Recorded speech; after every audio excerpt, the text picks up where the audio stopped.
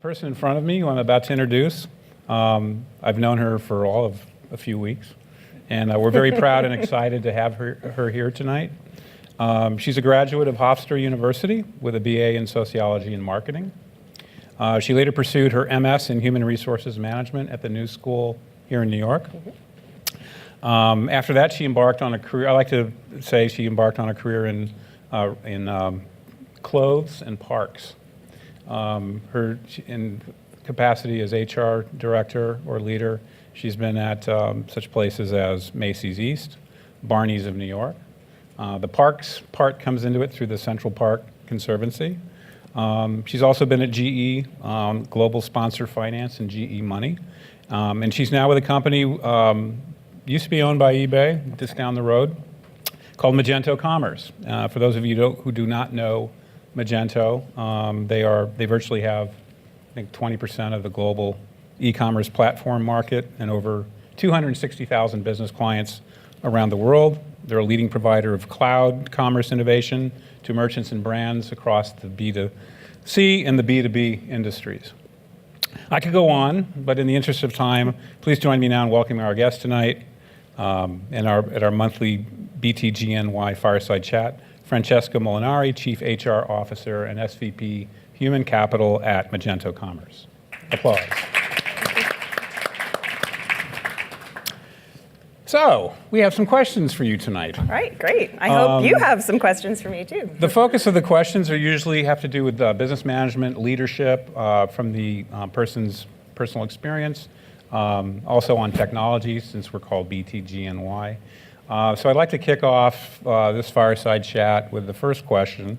And this is one that we've all thought about, I'm sure. Can you name a person who has had a tremendous impact on you as a leader?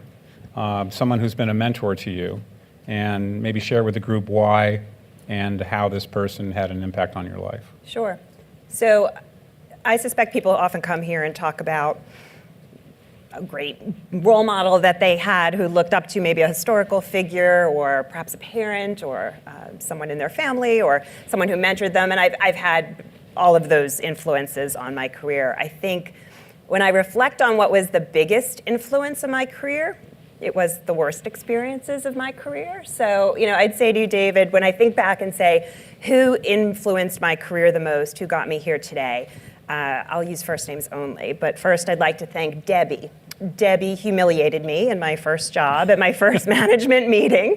I didn't know the right word to use because I was new to the retail industry. It's a very funny story. Grab me later. I'll tell you in all its glorious detail. But I apparently didn't describe the number of units correctly.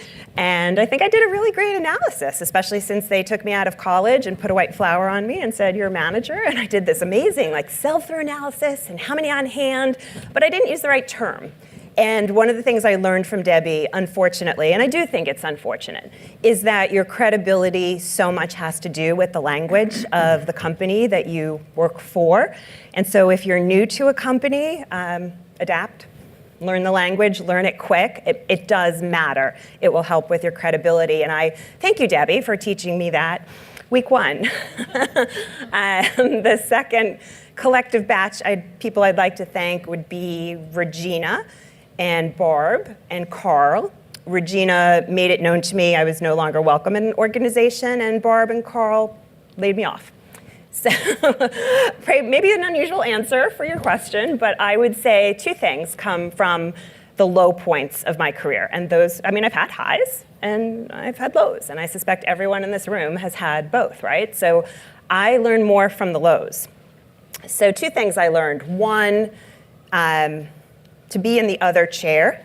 So in my line of work, I do have to fire and lay off an awful lot of people. And the people who worked for me have to fire and lay off a lot of people. And I have to teach leaders how to fire and lay off a lot of people. So being the one with a package brought to you is an incredibly humbling experience. And sitting in that other chair so much influenced my art and my science, my craft of human resources, taught me compassion, what to say, what not to say. So thank you for Yeah. firing me. I would also say that, at the time I didn't know it. I would love to say I woke up the next morning and said, this is great, some opportunities coming. I didn't, but opportunity did come, and in all three of those cases, way better opportunities came forward, and I wouldn't be here except for that series of events, which included not only the highs of my careers, but the low. So I kind of wrap that up by saying, learn from the lows. Yeah, it's interesting you say that because there's a lot of, you may have noticed this as well on LinkedIn and some of the other, chat forums that it's good to fail. It's okay to fail. You learn a lot from failing. And it's just really picked up in the last, I can't remember her name offhand, Sarah. She's used to be at Gatorade, and she's now, I think she was at Equinox for a while. She worked on Virgin. Yes, exactly. And she's put out a new book on failure, and she's posting about it constantly. So yeah, you obviously learned a lot by getting your nose broken a few times. Moving along, what are the most important decisions that you make as a leader of your organization? Yeah. It will sound a little trite given the seat that I sit in as head of human resources, but the answer would be any decision that involves people. So, which in my line of work is a lot, but in everything the company decides, there is a people impact. If we decide to hire here and not there, or to reallocate resources. So the way I think about those decisions, so they are the most important, and the way I look at them is through what I call the kitchen table lens. So before we make a decision, or as we're thinking about how to take action on that decision, I say to myself, what is this going to look like at the kitchen table? What is that person coming home and explaining to whoever's on the other side of that table what's happening? And so it doesn't always change the decision. Our obligation first and foremost is to do the right thing for the company, right? So sometimes that impacts people in a way that may not feel so great. Go back to my answer to question 1.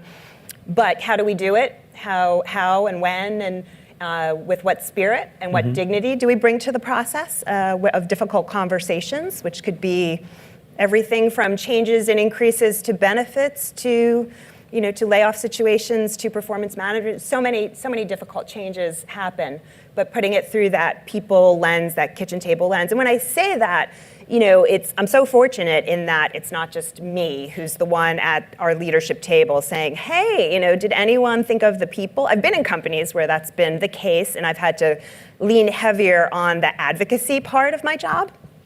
That isn't the case at Magento. So it's often the CEO who's like, hey, Francesca, did you think about the people? So it's great when you have a CEO, as I do, who really, really, is always challenging me and reminding me and remembering that we should see things through that kitchen table lens. Mm-hmm. That's a good segue to the next question, which actually has to do with companies and the way they're managed and the things that are important to the company. So it's an open-ended question, but what is the most important to your organization? Mission, core values, or vision? All three. Right? It's a tough one, right? And it is. So I'm giving the answer, so I'll give it any way I like, which is you can't detangle them. I can't pick one, because one without the other two is incomplete. So studies have shown that employees are at their best. They will stay with your company, they will use their discretionary effort, they'll be engaged employees doing their best work when they understand, what does this company do and why does it do it? How am I supposed to act when I'm here? Where is it going? And how does my work plug in? So to me, the answer to those things would be the vision, the mission, and the values. So you've asked the question at a perfect time, because we, as you mentioned, spun out of eBay 2 years ago. I have to tell you, it was not the first thing we did. I would do that again. It kind of, people would ask a lot, like, where's the paper we can point to? And I'd say, we're spin out. I'm trying to make sure people get paid and that we have benefits, and we're standing up a company and have org design or in all the places we're going. We'll get to it. So we started a year ago. we started with a lot of participation from employees. And so we asked the employees, hey, what do you think the values, what do you think the behaviors you witness at Magento are? And they became the cornerstones of what we later called the cornerstones. So we use the word cornerstone, not values. We think you as a company shouldn't superimpose what people value. People value different things. For me, one of my personal values is faith, but I would not expect a company to say, we value faith, unless you're, of course, a faith-based organization. So we said, look, your values are yours, and you keep those. What we're going to give to you are the behaviors by which we expect you to act when you're here. This is how you'll be successful. These are the behaviors and the traits that we hold dear. And successful employees will exhibit these things. So we use cornerstones. Which is good, because it's not like you're doing this in a ivory tower. It's really, you've mentioned well, speaking of employees, so given that, how do you help a new employee, for example, understand the culture at Magento? Yeah. I don't think we've cracked the code yet. I'd say we're still so young as the company we are now. Magento is not a new company, but it's been a lot of things, and it's 10 years. But we're a new company like this.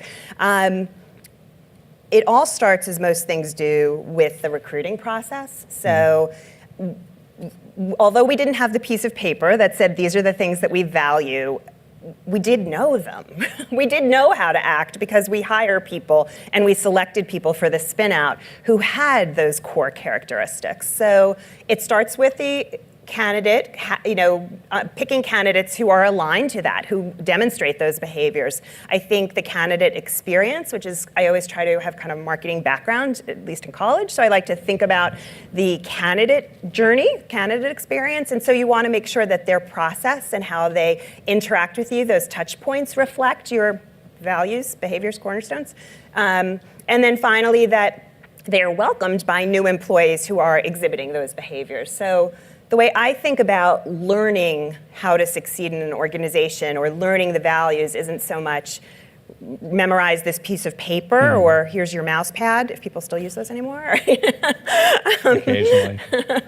But it's more making sure that it is embedded in your culture. People feel it, they see it, they're surrounded by it, and then you learn the most easy, painless way possible, which is osmosis. That answers that. I'm going to switch gears now a little bit. Speaking about leadership, what is the one behavior or trait that you have seen derail more leaders' careers in an organization, from Magento, for example? Yeah, sure. Easy. Ego. Right, a lot of nodding. I guess I'm not alone. You hit a nerve, I think. It will get you every time. It may get you to, some people, to a position of power, influence. It may get you some money and some measure of success. It'll catch up to you every single time. Or it will in companies that have strong values, right? So some companies, you're celebrated for kind of going out there and being the rugged individual contributor. And look, I'm going to put those companies, to the side. I think in more mature organizations, when you've got a lot of functions, even a smaller company, because Magento's on the smaller side, you've got to work as part of a team. You have to be a leader. So you use the word leader. You didn't say how to be a successful employee. You said how to be a great leader. So how are you a great leader? You're bringing out the best in other people. So if you are so wrapped around the axle on your own career, if you're jockeying for the best position or the best seat at the holiday party, which I've seen some of the most disgusting behaviors you can imagine, it's not really going to get you anywhere. No one's going to promote you because you sat next to so-and-so at such and such an event. You will. So the people who I've seen really I had this conversation with one of my HR business partners yesterday. I said, here's what you need to tell X. He came into the organization. He has every bit of skill, desire. He's like doing a great job, but he's getting this reputation as an empire builder. He is going to derail so fast. That light is about to burn out. He has got to bring his peers along, bring his people along, work for the benefit of the company, and do the job you were hired to do first before you start asking for more and more and more. And I'm all about people who want to do more for the company. I'm not saying you shouldn't be ambitious, and I'm not saying leaders shouldn't volunteer to do more, but when you're new to the company, make sure you have your house in order. You've done your first mandate first before you start saying, oh, I could do that because she's not doing such a good job over there. And his area, what a mess. If you gave that to me.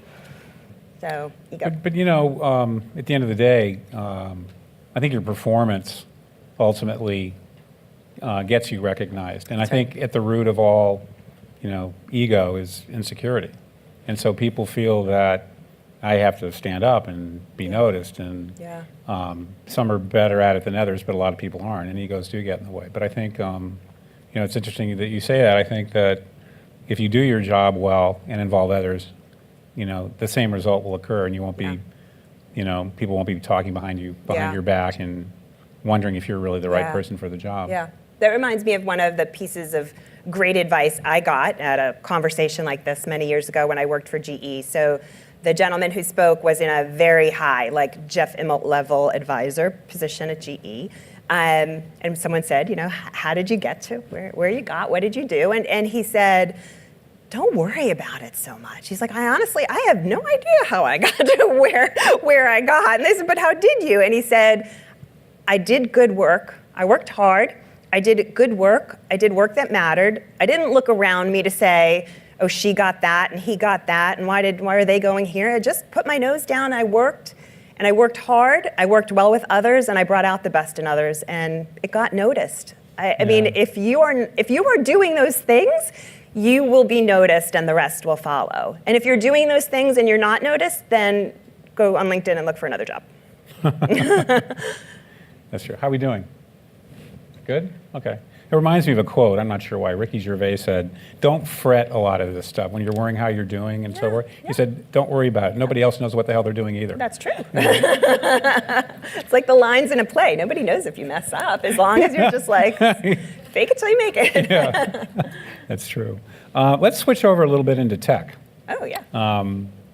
Coming from HR, I'm sure you're an expert on that. Yeah. As a backdrop, hot in here. we can turn the heat down.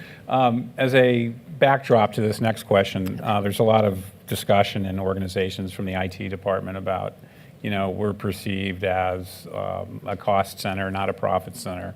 The whole issue of value, what value are we getting out of IT?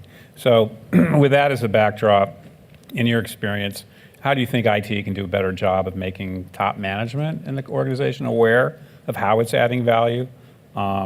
What do you do to strengthen the value proposition of IT within Magento? Okay. I'd say a couple of things there. See last answer would be the first thing I see. I think the same for the individual is same for the department or team or function. Don't wiggle your way to getting noticed or plan or strategize. If you ask yourself, how will I get a seat at the table? I'm pretty sure you won't, or you'll get one and pretty quickly lose it because you don't have the right motivation to be there. If you start with, how do I do the best for the company, you're going to get there, right? So look at, if you're a leader of a team, what is my team doing? Are we getting results? And here's the killer one for IT, and I'll put HR in the same bucket. Does it matter? Does what I do directly support the objectives of the company? And am I advancing what the company is trying to do, whatever that may be in that point of time? And so I've got to constantly ask myself those questions. What is my team doing? I know we work hard. That my team, we kill ourselves, right? So we work hard, we do a lot of stuff. Okay. Is it the right stuff? What's the so what? It's kind of a brutal question. And it's a brutal question when you turn it, it's even more brutal when you turn it on yourself and say, okay, we did a lot of stuff, worked a lot of hours, produced a lot of reports. Anybody reading them? We rolled out a program. What is it doing? So I would say the best way for IT to be valued by top management is provide things that are valuable. And I think you will get noticed. And I will put HR in the exact same bucket. And I see IT there a lot too. In human resources, we can do a lot of HR for the sake of HR. it's kind of a natural tendency. So you have to kind of reframe. What am I doing for the company? And the path will open up for you. You'll find it and you'll follow it. Gotcha. And then, of course, looking at where we are, you need to sort of look back to see what you've been doing, all the different initiatives, and have they gotten traction? If that'll help you answer where you're going forward. What were the results and did they matter? Yeah. Going a little bit deeper into technology. So that was the warm-up? That was the warm-up. Now the tough question. Am I going to code or something? Yeah. Do you know Drupal? How do you see technology's place within Magento changing in the next 3 to 5 years? Either for clients or internally? Yeah. So interesting. We were asking that question today. So we're working on a strategic planning process. So we're looking out over the next 5 years, and as best we can, where is the company going? Where is our industry going? And how will we play there? Where do we need to play? Nothing's more interesting right now than being in technology. The lightning pace of innovation, of change is really stupendous. I would say at Magento, we sit in a really unique seat because we're open source. So we have this ecosystem of partners. We have individual Magento developers. There are over 200,000 Magento developers that I don't have to write a paycheck for. That's an amazing, not very many companies can say that. We have an army of innovators at our disposal who are often singularly focused on our product and and they don't have the distractions that sometimes we have inside, like the real Magento, because we have a company to run, but an individual developer who's meeting with clients, seeing the needs, watching the trends in the marketplace. So harnessing that innovation is a huge way in which we will make sure that we're not just following, but being the leader. We just rolled out something this month. It's called Innovations Lab. So we're looking for stories we can celebrate of the innovation that's being done in the Magento community. Not necessarily, of course, our own people were like, "Can we apply?" We said, "No, this one's for the community." We want to find these heroes who are creating these incredible products and services, filling gaps, meeting needs, and are really one of the interesting things I see happening with technology is connecting technology to technology. So at Imagine this year, one of my favorite little design shops out of the UK had, they were using Alexa for Magento. So it was very cool. So he would say, "Hey, Alexa, order me more dog food." And it went to a Magento site where you purchase your dog food. And so kind of interesting to see. And it's like, we probably should have thought of that. But there's people doing it for us. So this technology to technology, I don't exactly know how it will all play out yet, but it is coming together in different ways where your innovation meets my innovation, and they make a beautiful baby. They really do. That's fascinating, actually. You have that access to that. Yeah, and so I said to the guys, pool, they were these young kids. I said, "How do you do that? What? How do? What made you think of that?" And he goes, "Oh, we got bored. We get bored, Yeah. So we just want to solve some problems." And their restlessness for doing something cool is really, spawning this amazing innovation. And you probably get input from the same outside open source groups on just, basics. User experience, for example. Plenty of it. How can we make this? Yeah, right. It may come from a negative place in the beginning as a complaint, but then it evolves into something proactive where that you can actually find to be constructive and act upon it. Oh, absolutely. I mean, we have so many people there, testing our early releases. It's not always a pretty process, right? You're kind of exposing yourself, but that's the beauty of open source is you have all these eyes on it and fingers on the code, and a better product comes from that. Interesting. One more tech question. You said we have 5 minutes? Yeah. Okay, good. So I can work in another question. Okay. Lucky you. I'm going to reword this question a little bit. It says, if you could see 5 years into the future of technology, what one action would you recommend to your CEO? But let's look at it from the standpoint, if you could see 5 years into the future of technology at Magento, what do you see on the horizon? So going deeper in terms of, what do you think is to be a likely capability in that space? Yeah. And if it's too involved, we can save that question for the Q&A maybe. But Yeah, if I could see 5 years into the future, You'd probably be a pretty wealthy billionaire. woman. So I don't know. I do know how we can do that, though. I think there's always early indicators. You just have to be quiet enough to listen. The other night, I was working from my home office, and just something happened in the weather. And all of a sudden, I knew a storm. It was a beautiful day. And then just, there's a little rustle, a leaf does a turn, the light changes, and all of a sudden you said, a storm's brewing. But you had to be attuned to it, had to be noticing it. And I think when I think about the big disruptive things that have happened in the world, whether it's a world event or a new piece of technology, they didn't just go poof and land from nowhere. The signs were there. You just had to put your ear to the ground. So if we can train together, getting back to Magento, I'm not sure I'm going to be the one who will figure out what will be done in 5 years, but the community will, and my employees will. Mm-hmm. And together, if we can get out of our own day job heads long enough to put that ear to the ground and see if it's rumbling, I think we can not only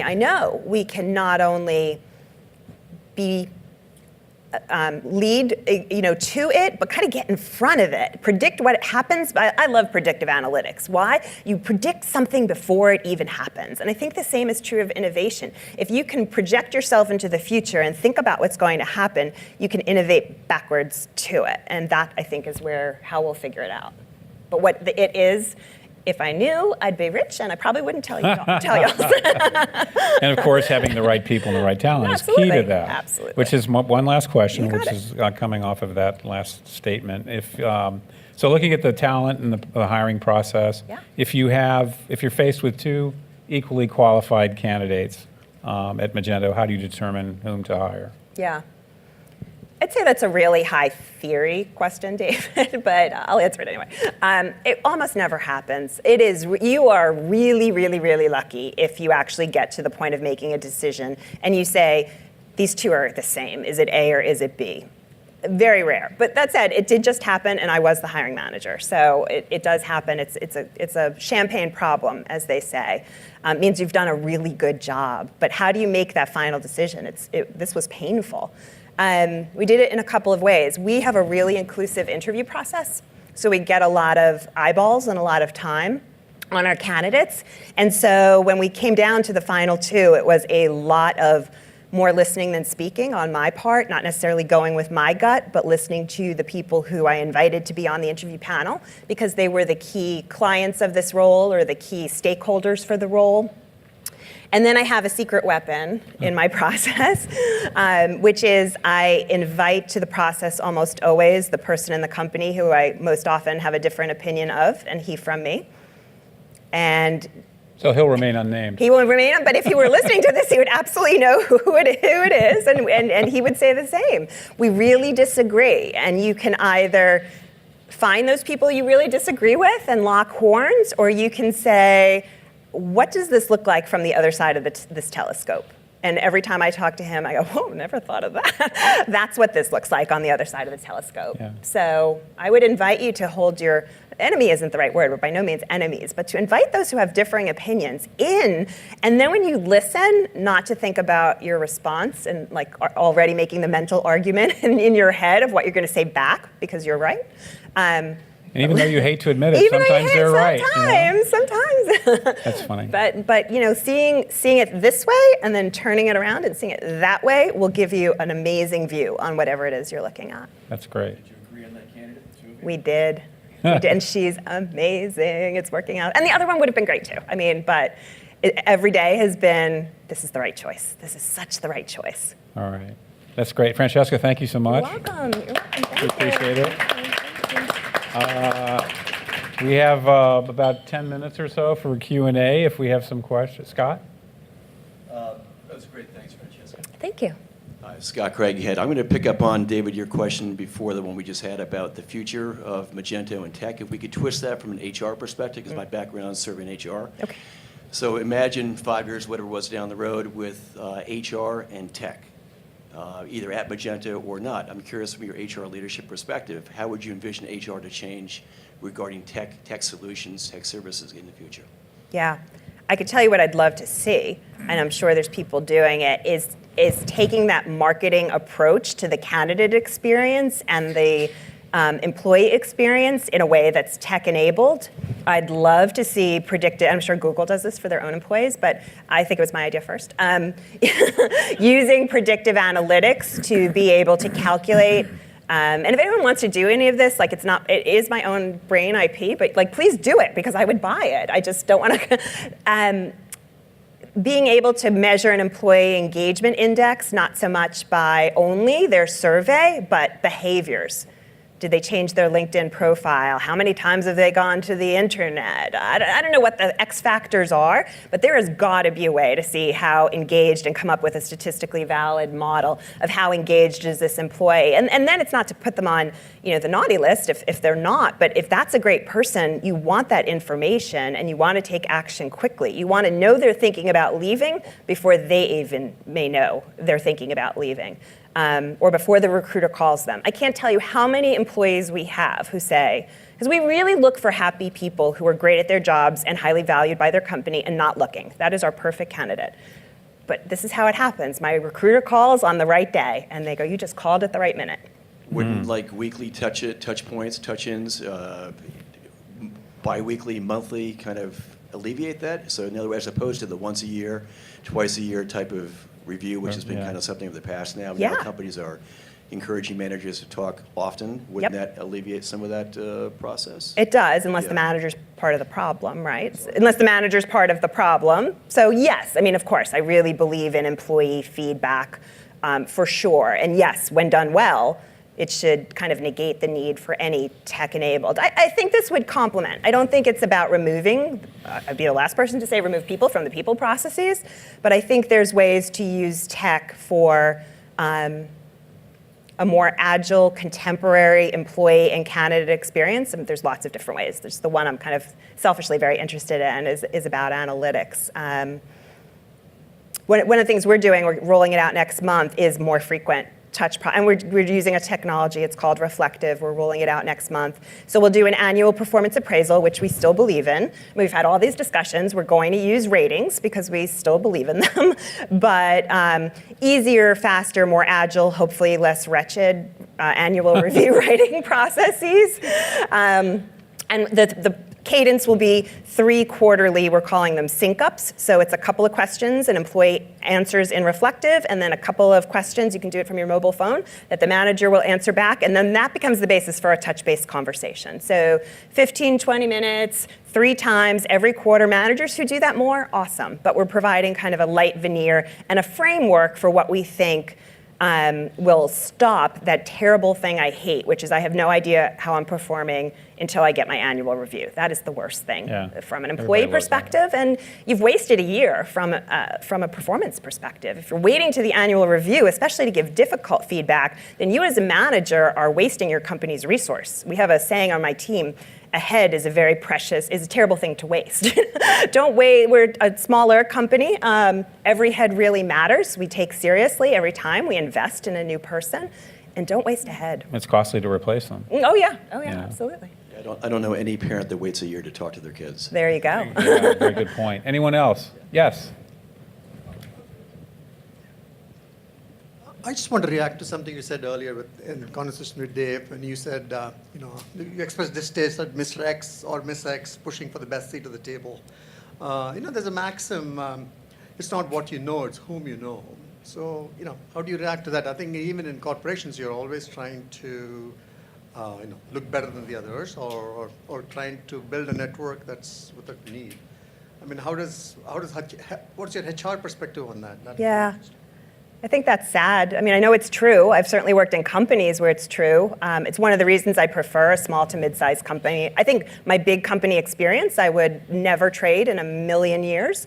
It taught me so many wonderful things, but I've never seen such terrible politicking in some of those experiences. And that's not the way. If it's a company that's going to promote me based on who I know, I don't want to be there. So I think it's true. I think it's valid. I don't think it's true everywhere. And to the extent you can be selective, I recognize we can't always be selective in our work, but I would look for a place where it's more of a meritocracy, where they're if you're interviewing, ask about those things if they're important to you. How do people get promoted? How is it decided? We really believe at Magento in a meritocracy, and great ideas come from everywhere. And generally, it's not necessarily the people who have a C something in front of their name, present company included. Like our values. We went to our employees and said, I could sit there and probably come up with the values myself, but what do you think they are? And they're better for that. Yeah. So it's there, it's real, but there's knowing someone and knowing someone. Okay, so somebody knows you. There's also such a thing as bad exposure. People always want exposure. Be sure you're ready for it. I hear that all the time. How do I get more exposure? Are you ready to be exposed? Because you better be sure. I can get you exposure. Are you ready? That's funny. If you aren't ready for that attention, then take the time to get ready before the sun comes and finds you. We have a part of our talent process, I call it hidden jewels. We devote part of our talent process to have our leaders bring forward who are the names we need to know, who are the people. We can only devote so much time in our talent processes. So, I'll be honest in saying we focus on the top 2 or 3 levels down from the top boxes. We spend a lot of discussion and time on that, but we absolutely carve out time to say, who is like the entry level or 2 or 3 levels from the bottom person, a name we might not know, who's a diamond in the rough, who's exhibiting all the right passion for our company, exhibiting all the right cornerstones, who's getting the right results on the right things. And let's get to know them and support them and make sure they're having a great experience, and let's stretch them and grow them.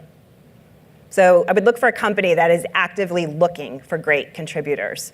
And those diamonds in the rough, there's my favorite example. I won't use his name, but I keep saying, who knew he was here? And ever since the executive leadership team kind of found this guy, trust me, he was there all along doing great work, but he has only continued to grow in his career, and not because he did anything differently. He was always doing great work. Just someone turned us on to him, and his career, he did the right thing. I'll go back to my GE guy, right, who said, do great work and do things that matters, work well with others, and bring out the best in others. And that's what he did. And we're going to promote him again. He doesn't know it yet, but he's going to jump a level too, which is almost unheard of. He didn't have to wait a year for the review. He did not have to wait a year, and he's going to jump a level, which is like taboo. So. We got time for one more question. Yes. And then any other questions you have, we can do afterwards during the networking. Sorry? Display of beer and wine. Okay, good. Yeah. One last question. Go ahead. Okay, so diversity is a hot topic in the tech industry, and I wondered if you could share something about the demographics of your employees, and I'm particularly interested in the generational diversity and demographics too. So whatever you can tell us about those kinds of things. Yeah, I'd love to talk about that. So we are particularly focused at Magento at this point in time on gender diversity, and I'll tell you why. One, we are a very global company. Almost 50% of our employees sit outside of the US, so there is a lot of diversity from that perspective.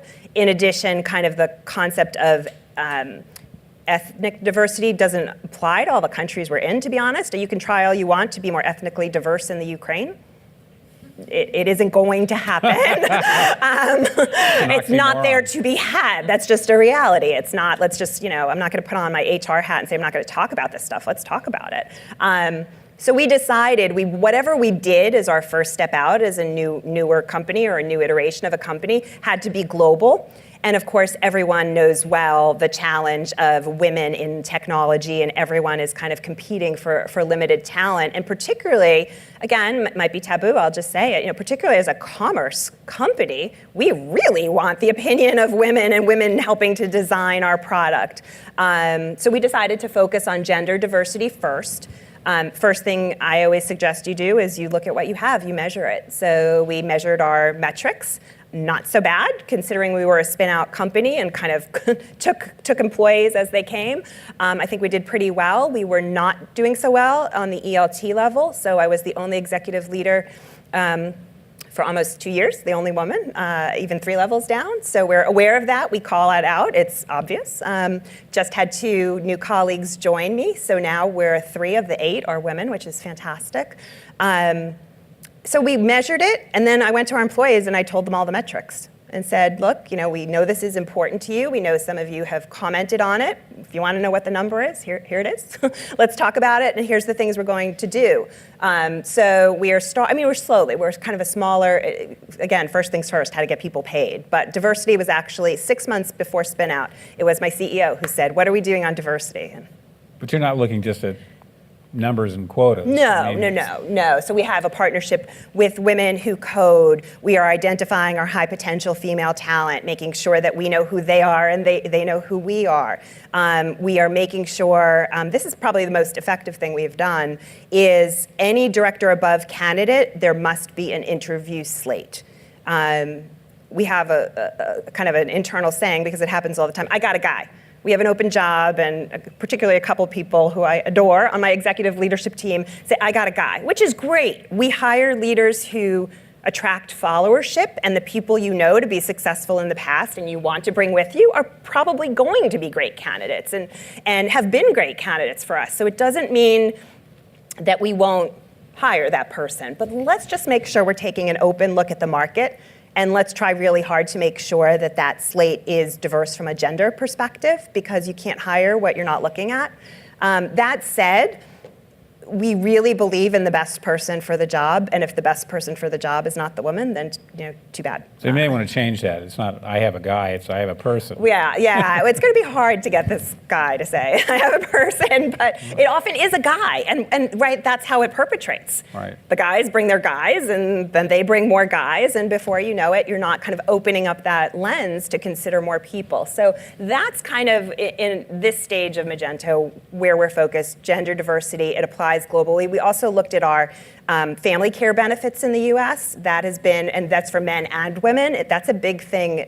Those in the tech industry, which I assume is like almost everyone, are you hearing that from your candidates and employees, or do you have programs particularly for fathers? Is that something? Here. Yeah. Yeah. Yeah, we were hearing it a lot. I mean, how do you know if a benefit's not market? Your candidates tell you. So they told us that FMLA and disability doesn't cut it anymore, and what are you doing for the dad? So we implemented new benefits in the United States. They're excellent in other parts of the world, not so excellent in the United States, and that has of course helped attract. Also, that's a big generational benefit, right? So our more millennial type employees, they want very specific things, and parental leave is absolutely one of them. Francesca, you were great. Thank you so you. much for joining us tonight. You're We welcome. appreciate it. Thanks for the questions. So nice to meet you.